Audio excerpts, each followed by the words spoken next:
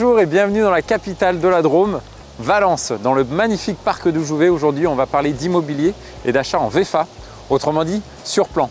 Et pour parler de tout ça, j'ai pris rendez-vous avec un expert, maître Johan Montbarbon. Bonjour Johan. Bonjour Alexandre. Comment vas-tu? Ça va bien, ravi de te revoir. Bah oui, moi aussi, je suis content de te retrouver. Alors là, on est dans un autre décor. La dernière fois, on s'était retrouvé pas très loin d'ici, mais sur un... À 2 pas. Ouais, sur quelque chose d'un peu plus urbanisé. En tout cas, là, on est en milieu pleine de la nature. Ouais, ça va être sympa. Bon, aujourd'hui, on va parler d'immobilier et d'achat en VFA. Qu'est-ce que cela signifie? Ça veut dire vente en l'état futur d'achèvement. D'accord. Ça veut dire que tu achètes quelque chose qui n'existe pas encore. Ok, faut avoir confiance. Il faut avoir confiance. Et c'est tout le principe de cette vente, c'est que quand tu achètes sur plan, il faut absolument que tu puisses avoir ce que tu t'attends à avoir. Ouais, tout à fait. Alors, je peux acheter sur plan à la fois une maison, un appartement, ça peut se faire aussi. Oui, quel que soit le type de bien.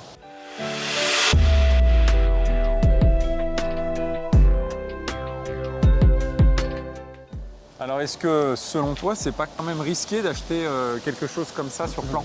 Ça pourrait être risqué, mais le législateur a bien conscience de ce risque. Et c'est aujourd'hui, en matière de vente, le contrat le plus encadré qui existe.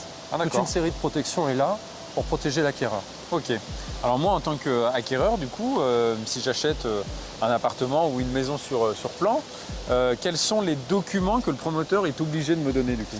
Alors il y en a plusieurs, mais les principaux, ceux qui doivent être remis à peine de nullité de la vente, ce sont les plans cotés et la notice descriptive. Alors le plan coté, du coup, ça va me permettre de me rendre compte un peu des espaces, C'est ça. Voilà, des surfaces. Du dimensionnement de la chose qui n'existe pas encore et que je suis en train d'acheter. Et puis par rapport aux matériaux, donc du coup, il y a une notice qui va venir répertorier tous les matériaux qui sont utilisés, c'est ça, pour construire mon appartement? Oui, c'est ça. Et cette notice est réglementée. C'est une notice qui est normée. D'accord. Elle doit être détaillée. Ok. Les matériaux qui sont indiqués dans cette notice doivent être respectés au moment de la réalisation de l'ouvrage. Ok. Et si à un moment donné, il y a une pénurie de matériaux, je peux le remplacer, le promoteur peut le remplacer, mais il doit le changer par un matériau d'égale qualité ou qualité supérieure, jamais en dessous. Ok. Tout ça, c'est pour assurer finalement que ce qu'on m'a promis de me vendre sera bien réalisé. Ouais, effectivement.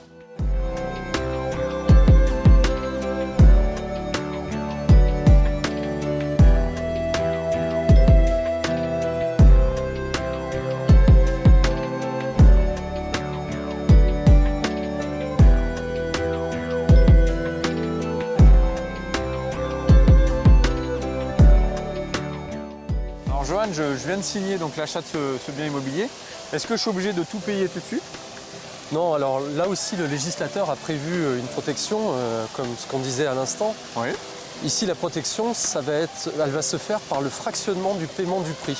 D'accord. Le prix va être échelonné en fonction de l'avancement des travaux. Tu as 35% aux fondations, 70% à la mise hors d'eau et 95% à l'achèvement. Ok. Et les 5% qui restent, du coup? À la remise des clés. Ah ok, d'accord.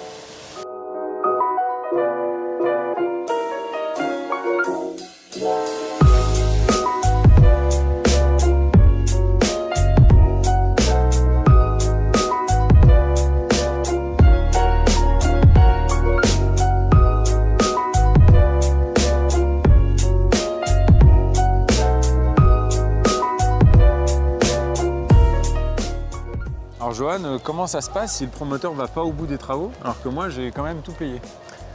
Là aussi, le législateur a prévu une protection, puisque dans le secteur de l'habitation, pour protéger l'acquéreur, il est prévu obligatoirement une garantie financière d'achèvement. D'accord. La garantie financière d'achèvement, c'est un cautionnement bancaire, finalement. Et la banque, si le promoteur fait faillite ou s'il part avec la valise, la banque, elle paye les artisans et on va jusqu'au bout de l'achèvement du bien promis. Ok, donc du coup, quoi qu'il arrive, moi j'aurai quand même ma maison ou mon appartement à la fin. Oui, de manière certaine.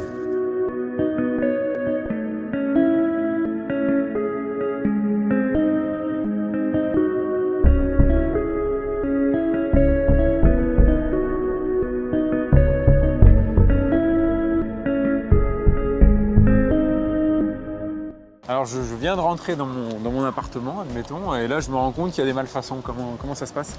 Alors là, on a toute une série de garanties. Au moment où on te remet les clés, tu vas pouvoir mettre sur le procès-verbal de réception les petits défauts que tu as pu remarquer. Et le promoteur doit les reprendre dans un bref délai. D'accord. Après, tu as toute une autre série de garanties, des garanties biennales, des garanties phoniques, énormément de garanties qui te protègent. Et la garantie principale, celle dont on entend parler de temps en temps, c'est la garantie décennale, une garantie de 10 ans qui, elle, couvre tous les vices, y compris cachés, qui affecteraient la structure du bâtiment ou qui, sans affecter la structure du bâtiment, le rendrait impropre à son usage. D'accord, ok, très bien.